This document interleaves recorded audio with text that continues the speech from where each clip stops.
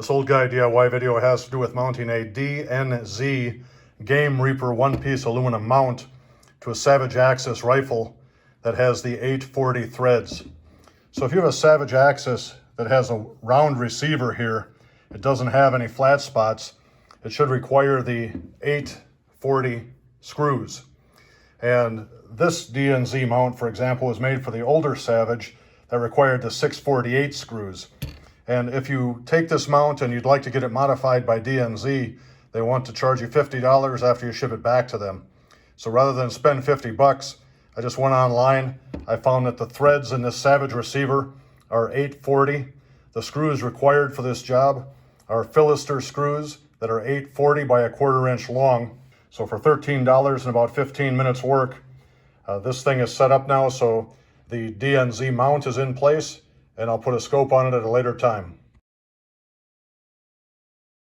I went online and figured out what size drill bit I needed. I went to the local Ace Hardware store and I got a number 21 drill, and that comes in at about 3.97 millimeters.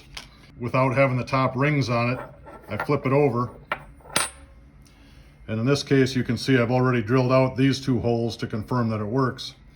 Now my lovely assistant will hold the camera while I drill these two holes out with that number 21 drill bit, and then I'll show you that we can mount it to the gun with no issue.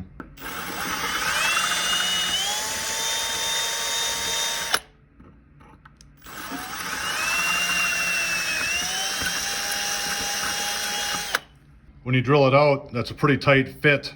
So you saw that I went up and down a little bit and tried to make the hole just a little larger than it would be if it were perfect.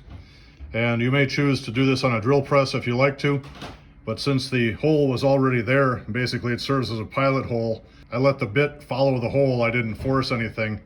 And then to prove my technique, I take these little 840 screws that I got from the hardware store for a couple bucks a piece. I put the screws in from the back side here. I just wanted to drop them in so I knew the threads were not engaged in the aluminum of the mount.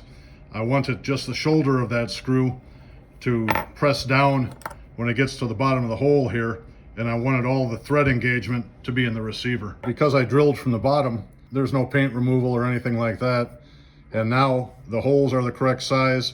I know from the experience just doing this a few minutes ago that the screws will all go in where they're supposed to, so now I'll just put the screws in and torque this thing to the receiver.